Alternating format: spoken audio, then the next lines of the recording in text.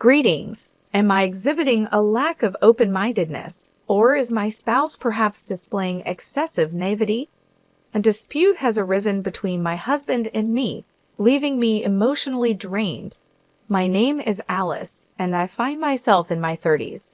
My husband, Martin, and I share the responsibility of raising our daughter, Mia, who is on the verge of entering the 3rd grade. Our familial unit, previously including my retired father, now numbers 3, as my father has embarked on a 2-year overseas assignment offered by a certain company. The discord originated with the prospect of accommodating my nephew, Philip, who is set to commence his college education. Given our proximity to his chosen institution, Martin was approached with a request for Philip to reside with us during his academic pursuits. The proposition entails his stay until he achieves financial independence through part-time employment, yet specifics regarding the required savings or timeframe remain elusive. Personally, I harbored reservations about sharing living quarters with a young man whom I encounter primarily during extended family vacations. My home-based professional responsibilities further diminish my enthusiasm for the notion. Upon voicing my concerns to Martin, his response was unforeseeably defensive. His retort questioned my lack of trust in Philip, leading to an impasse where neither party was willing to yield. Initial discussions involving Martin, Thomas's wife, and Philip himself had exhibited unanimous support for the idea. Philip explicitly expressed his desire to be under our care. Martin, however, appeared oblivious to the underlying complexities, dismissing any apprehensions about Mia, and regarding the situation with unwarranted optimism. Our disagreement persists, with no resolution in sight. As the proprietor of the house registered under my name, I proposed deferring the decision until my father's return, urging a collective discussion. Martin, however, resisted this proposition, asserting that involving my father was unnecessary and advocating for a swift resolution over the phone. This stance, coupled with his encouragement for Philip's independence, raised doubts in my mind regarding the sincerity of Martin's intentions. The house, though aged, offers ample space, leading me to suspect clandestine discussions between Martin and my in-laws, with Martin striving to maintain a favorable impression on Thomas. Communicating via text during work hours, Martin suggested that the decision could be made without involving my father, emphasizing the surplus of rooms available. Despite my reservations, Martin remained steadfast in his opinion, refusing to budge until a decision was reached, thereby exacerbating the existing deadlock. It is disconcerting to contemplate anyone's displeasure upon discovering that their relatives have been relocated to their residence without consent, especially when they are not present. Martin, however, exhibits a noticeable lack of comprehension. When I inquired about the possibility of our relatives residing rent-free simply due to familial ties, he asserted that they were willing to remit $200, deeming it sufficient for one person. The basis for the in-laws' notion of adequacy remains unclear, as I am convinced that this amount is inadequate by any reasonable standard. The question arises, does $200 cover only monthly groceries? I limit the absence of prior consultation between Martin, Thomas, and me. If only they had sought my input earlier, I could have engaged in a thorough discussion with my father. However, I suspect a reluctance to consult him in advance, perhaps due to his benevolent yet stubborn nature, leading them to anticipate certain conditions. My apprehensions deepen as I entertain the thought that clandestine machinations have been underway since they learned of my father's overseas assignment. Seeking counsel, I decided to confide in a trusted confidant, my close friend Rosalie, a relationship spanning back to our middle school years. Recognizing the gravity of my situation, Rosalie promptly adjusted her schedule and suggested a private setting to ensure our conversation remained confidential. It felt serendipitous, as we hadn't caught up in a while. Initially engaging in light conversation, we eventually delved into the heart of the matter. I recounted the entire narrative to Rosalie, detailing Philip's request to move in while pursuing college, with vague assurances of financial independence. Martin, seemingly receptive, deferred the decision to me. Complicating matters, our residence is registered in my father's name, and he is currently overseas, adamantly refusing to engage in any discussion on the subject. In addition to these complexities, I have the presence of my daughter Mia at home, and the prospect of accommodating a male relative who is essentially a stranger leaves me uneasy. Given that the house is registered under Dad's name, securing his approval is undoubtedly imperative. My suspicions regarding the timing of this proposition intensify, particularly as it coincides with Dad's absence from the country. Overwhelmed with emotion during our conversation, tears clouded my ability to articulate my thoughts comprehensively. Nonetheless, Rosie, my attentive confidant, offered unwavering support. With occasional back rubs and gentle encouragement, she urged me to continue sharing. Rosie, after absorbing my account, proffered her insights and counsel. Emphatically, she advised seeking Dad's input before making any decisions. She admonished me for contemplating acquiescence after the fact, highlighting the importance of Martin and Thomas respectfully requesting this favor. Addressing the absurdity of a $200 rent, she questioned the lack of clarity on shared responsibilities such as cooking, laundry, and utilities. The prospect of shouldering these burdens, especially with Martin's frequent work-related absences, raised valid concerns. Whether Martin was cognizant or oblivious to these considerations remained unclear. Rosie, in support of my perspective, pledged assistance if needed, expressing genuine understanding. Buoyed by this interaction, I resolved to discuss the matter with Dad. Martin, however, preempted my decision with a text, absolving himself of responsibility and leaving the decision to me. In response, I firmly conveyed my decision to decline. Martin, perplexed, challenged my rationale, insinuating an aversion to inconvenience. His response, devoid of coherence, aligned with Rosie's earlier assessment, a lack of genuine commitment to assuming responsibility. Realizing the need for a more substantive conversation, I determined to engage with Dad at the earliest opportunity. Martin's underlying concerns about potential conditions were evident. Even if Dad agreed, stipulations such as a curfew, household contributions, and academic diligence would likely be imposed. Given Philip's involvement in karate, weekend attendance at classes might also be required to instill discipline. Failure to meet any of these conditions could prompt Dad to insist on Philip's immediate return to his home country. Yet, in the face of potential conditions, I acknowledged that if Philip truly required this favor, my inclination was not to be perceived as heartless. The following day, I reached out to Dad as planned. Understandably uncomfortable with the notion of someone residing in his home while he was away, he refrained from granting permission. Instead, he proposed involving a real estate agent to facilitate an alternative solution. After concluding my call with Dad, Martin returned home, coincidentally with Thomas, who happened to be in town on business. Seizing the opportunity, I relayed Dad's stance, stating that we couldn't accommodate Philip, but suggested seeking the assistance of a real estate agent to find him suitable accommodation. My directness provoked fury from both Martin and Thomas, who were evidently incensed by the change in plans. They expressed frustration, asserting that their relocation plans were imminent.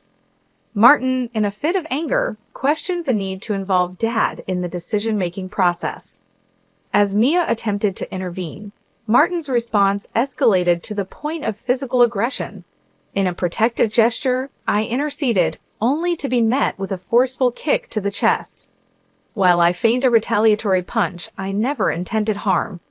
Martin, deflecting blame, asserted that Mia's fall was solely my fault, attributing 90% of the blame to me. Expressing bewilderment at the sudden upheaval in our harmonious cohabitation, Martin left for his parents' house. Parting with a defiant declaration, he warned against characterizing him as changed or abusive, shifting blame to my actions. Despite Mia's relatively minor injuries, my chest pain persisted, prompting a hospital visit the next day. A broken rib was diagnosed, and a medical certificate was obtained. Concerned for our safety, I requested my aunt's presence and took basic security measures, installing a simple lock. Life has undergone a drastic shift, with Martin opting to commute from his parents' house. He conditions his return on my apology and convincing Dad to allow Philip to stay. However, my sentiments towards Martin have cooled considerably. I believe cohabitation could be manageable if Thomas allowed us to live separately with occasional assistance. The insistence on living together remains perplexing. I question the fragility of familial bonds and whether distant blood relations should supersede the well-being of close family ties. Despite my contemplation, answers elude me. For now, my primary focus is ensuring a safe environment for Mia. Even if Martin were to return, my concerns persist, and divorce is now a consideration. My best friend, Rosie, was correct. The idea of letting a relative, even a family member, reside in a house under my dad's name is unthinkable. I plan to seek advice from my dad again. An update 2 months later. Following heated arguments about allowing my brother-in-law's son to move in with us for college, the divorce has been finalized. After informing my dad about the details, he expressed his intention to return to the country. I had a conversation with Mia, explaining that we would no longer be living with Martin due to the divorce. Though she seemed saddened, she didn't voice any opposition. Witnessing her emotional response tightened my chest, both physically from my rib pain and emotionally from the strain. In my search for legal representation, Rosie once again proved invaluable, connecting me with a divorce attorney. Martin, since returning to his family home, maintained complete silence, ignoring my texts. When Dad and Martin finally spoke over the phone upon Dad's return, Martin insisted that the broken rib was 20% my fault and 80% mine, claiming victimhood. Resisting further inquiry, Martin asserted, "I don't owe you any explanations." When the topic of divorce arose, he was initially defiant, telling me to proceed if I wished. However, during mediation, Martin's stance softened, leading to a settlement involving compensation for the divorce, child support, and damages for the abuse towards Mia and me. In a surprising turn, Thomas reached out to apologize, and revelations about Martin's undisclosed actions came to light. Initially, Martin had promised to contribute $200 for Philip's living expenses, a detail he had withheld from me. As it turns out, Martin was in discussions with his in-laws about them providing him with approximately $800. In essence, he was attempting to siphon off funds from them, explaining his vehement insistence on having us all live together. While Martin enjoyed golfing, a seemingly expensive hobby, I believed he was managing within his personal budget. The revelation that he harbored a love for gambling, particularly horse racing, dating back to his college days, came as a shock. Neither during our dating nor after our marriage did he display any signs of this inclination. Unbeknownst to me, he had been secretly accumulating debt, amounting to around $20,000, which left me stunned. Upon learning this, Thomas understandably expressed fury, condemning Martin for taking advantage of their kindness and exhibiting far worse intentions. Thomas questioned how Martin could resort to violence and emphasized that his change in behavior likely stemmed from the fear of his debts becoming public knowledge. When Thomas confronted Martin, he proposed a solution. Martin could stay at their old house, contributing some funds for living expenses while commuting. Thomas naively trusted Martin and felt gratitude, assuming the arrangement was settled. Upon revisiting this with his wife and acquaintances, they realized the imprudence of their behavior and extended a thick envelope as a gesture of apology. Clearly, it contained apology money. However, forgiveness towards Martin was not on my agenda. Despite being unaware of these financial matters, I still harbored trust issues towards Thomas. In my view, if they had the means to prepare that much money, they should have supported their son from the outset, aiding him in becoming self-sufficient and preventing the current predicament. I politely declined Thomas's offer, and he extended his apologies once more before leaving. Several months post-divorce, Mia and I have been attending counseling twice a month. Dad's return overseas prompted occasional requests for support from my uncle and his wife, contributing to a sense of stability. However, an unexpected letter arrived from Martin. Despite my initial reluctance to open it, I sighed and decided to read it before discarding it. The letter was disconcertingly self-serving, with Martin expressing regret for losing his temper and acknowledging his financial struggles. He insinuated that honesty might have offered a solution, questioned Mia's loneliness without a father, and asserted his commitment to change for the better. The letter concluded with a suggestion to reconsider living together as a family once his debts were settled. Recognizing the self-serving nature of the letter, I shared it with my uncle and his wife. Concerned about potential risks, they promptly contacted a lawyer to arrange a restraining order. The terms stipulated that any future contact from Martin would incur a demand for $1,000 in emotional damages each time.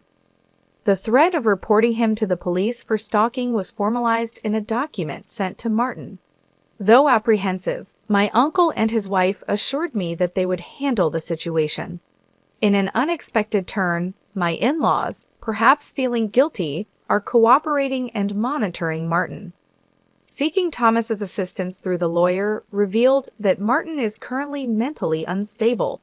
While still employed, he occasionally mutters to himself, causing worry even to Thomas, who has facilitated his counseling. The realization that Martin had taken out loans in secret and could resort to violence brought relief for the decision to divorce. Gratefully, I can work from home without financial concerns, and Mia is gradually settling emotionally while attending school. Hoping for calm days ahead, I aim for a peaceful life moving forward. My name is Ashley. At 32, I find myself deftly managing a desk position at a modest firm while also overseeing the affairs on the domestic front. Gilbert, my husband, and I encountered each other through mutual acquaintances, and we've now celebrated 3 years of marital bliss. The initial honeymoon euphoria has dissipated, leaving behind a settled tranquility. Our day-to-day existence is predominantly stress-free and harmonious, a cocoon just for the two of us. Ashley, did you truly infuse the suplex flavor with chicken bones and vegetables? My sincere apologies, but the entrance and the bathroom were not attended to with the meticulous care they deserve, revealing an aspect of upbringing that warrants consideration. Are you paying attention? During the summer hiatus, I found myself obligated to sojourn at my in-laws, where I assumed a role akin to a servant under the scrutinizing gaze of Carolina. Each respite brought forth a litany of critiques, a ritual that seemed to accompany every significant break. I perceived it as a norm, considering the challenges encountered by friends with their own mother-in-law dynamics. Patience, I believed, would eventually quell these discordant moments. Around that juncture, Robert, Gilbert's brother, entered matrimonial bonds. Robert, a reserved gentleman in stark contrast to the more effervescent Gilbert, welcomed into his life Sarah, a youthful and modern beauty 12 years his junior. The union, albeit seemingly unconventional, filled Carolina with exuberance, heralding the first Christmas with the newlyweds. As they were occupied with work until Christmas, the plan was for Robert and Sarah to join us then. Consequently, I found myself extending my stay at the in-laws' abode from Christmas Eve onward. This decision, however, intensified Carolina's zeal to delegate tasks and oversee preparations for the impending festivities. Are you still engrossed in cleaning? At this rate, Christmas will arrive before you complete your chores. Hurry and prepare the gratin, she chided. Oh, I can hardly wait for tomorrow. She's my son's young wife, and I must acquaint her with the intricacies of our traditions, she added with evident anticipation. Observing Carolina's fervor, I sighed in silence, a sympathetic witness to the impending induction of Sarah into the fold. On the morrow, I endeavored to assist Sarah, offering empathy rather than sheer jubilation at our shared circumstance. Around noon the next day, Robert and his wife Sarah made their entrance.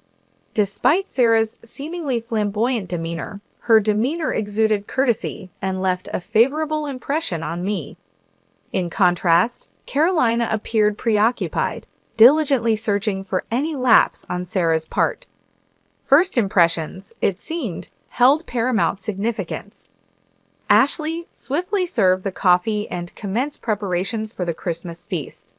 "And you, Sarah, follow suit," Carolina directed, prompting a startled reaction from Sarah.